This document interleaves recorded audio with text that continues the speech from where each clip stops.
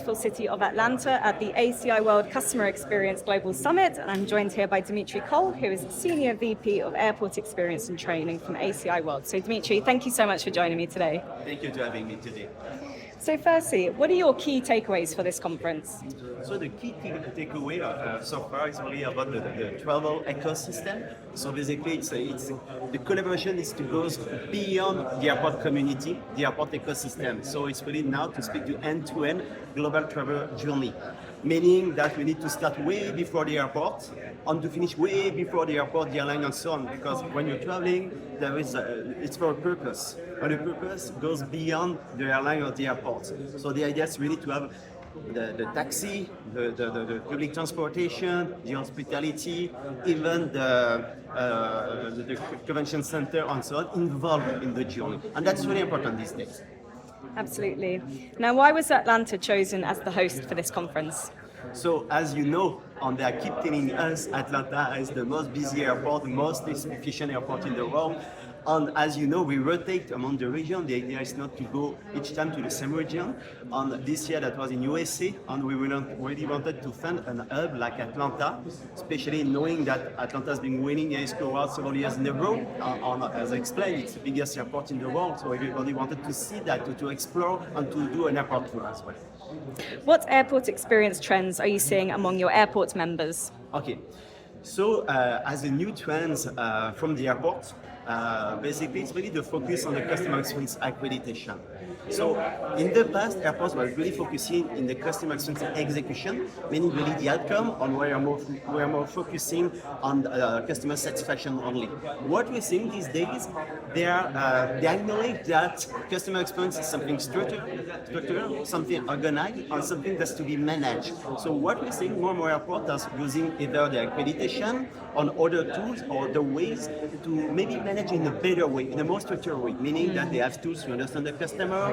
They have a purpose strategy in customer experience, such as a customer experience positioning, really fitting their sense of place, DNA, what they want to deliver as emotion. So they go beyond just satisfaction. It's really now all about emotion. So this is what we're seeing globally. So that's the way that they're managing customer experience. And of course, there is technology as well. So we are seeing more and more airports thinking about, I like to say frictionless. Seamless is not enough, frictionless. So it's more than just the technology, it's the way that they are taking the process or the customer journey. It's even better to speak journey than process.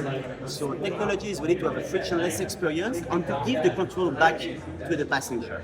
Absolutely. And what do you think passengers are expecting from the airports that they travel through in this new era of post-pandemic travel? What is important to them? So important to them, have fun, have a good experience. So basically, they want to travel, and now they have even higher expectation that they used to have before COVID.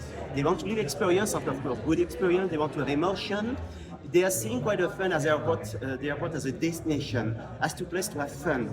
And that depends, of course, your passenger personas, because if you're traveling for business, your expectations are not the same. But if you're traveling as a business man or woman, so then you want to work, you want to connect, you want to be productive, but you still want to live something fun. Same thing if you're traveling family and so on. So airport is perceived as a destination. They expect to have good experience, of course, to live positive emotion. As I said earlier, having back the control back on their journey. So meaning that they can anticipate what is happening. They want to reduce the stress. That's really important. They want to reduce their effort. So something really frictionless.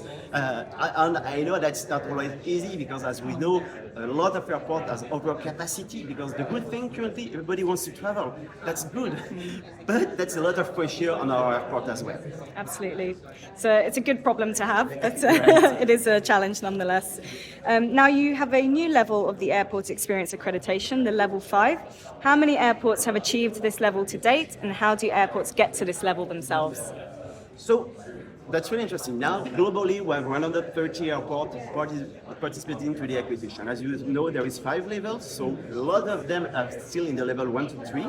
Some of them are currently in level 4, and in the level 5, we have 3 or 4 airports currently either accredited or in the process to be accredited.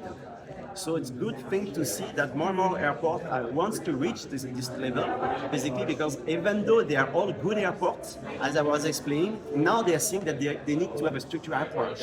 On the accreditation, it's a good way to go through kind of maturity assessment, basically. So basically, you need to go level by level. On each level, you learn something. And even big airports, such as Incheon, Hong Kong, accredited level 5, they went through the process, and they're happy with that because they learned something through the process. So for me, the accreditation is not like just a destination. It's really the journey to reach the destination. Okay, so you can't skip any levels then? No, we can't skip it. Okay, how do you see airports' approach to airport experience evolving within the next 5 to 10 years? So I see basically the focus is really on the experience. The focus is maybe having more off-airport activities. So basically you can drop your baggage, not at the airport, but maybe downtown, somewhere. I see also more interconnectivity between all the transportation modes. So that's something really important. So now you can commute by train, you can commute by bus, you can. So it's, for me, the airport is, will become like a mobility hub, a place to travel. I will see also, as I was saying, a place that you're gonna go for the destination. So we are already seeing a lot of airports good with that. A good example, Incheon, Changi Airport, Hong Kong is a good one as well. That even though you're not traveling, you can go there because you know that's going to be fun. There is good restaurant, there's a lot of activities to do so. So we're seeing a lot of airports moving in this direction. But of course, that depends on the purpose of your airport. So the good question is, are you an international hub, domestic hub, the point-to-point airports? So depending to your profile, the trend is not exactly the same. But globally, what we're seeing is that globally also, speaking about the sense of place, is something that we're going to see more and more airports developing the sense of place. So it's sometimes it's not that easy, but the way to do so, it's of course infrastructure, ambience, but food, because people like to eat, and to bring some local retailer, local restaurant, local specialties. That's a good way of creating a good sense of place. So I think that's something that we're going to see more and more of in the next 5 years. Absolutely. Thank you very much. That's a really great answer, all the trends. Now, what challenges around airport experience will airports be facing within the next 5 years? So the situation is not the same everywhere. So depending to the region, depending to your type of airport, the purpose of your airport as well. But I think globally the capacity is a big problem. Capacity, because we are seeing more and more airports already at full capacity. And as I said, the traffic is going to double. I think in the next 10 to 20 years, we're going to see the passenger doubling. So we have more and more passenger, good thing, but with really higher expectation because they are seeing that like just more like a people mover. They expect to live an experience fitting their expectation, fitting their passenger personas. So that's going to be the challenge. So for me, a good way of be able to manage that is really to continue to better understand your customer.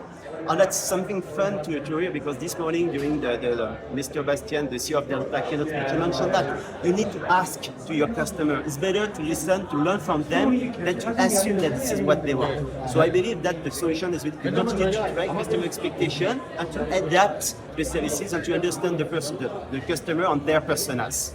Absolutely. Dimitri, that was my final question. Thank you so much. Always a pleasure. Thank you.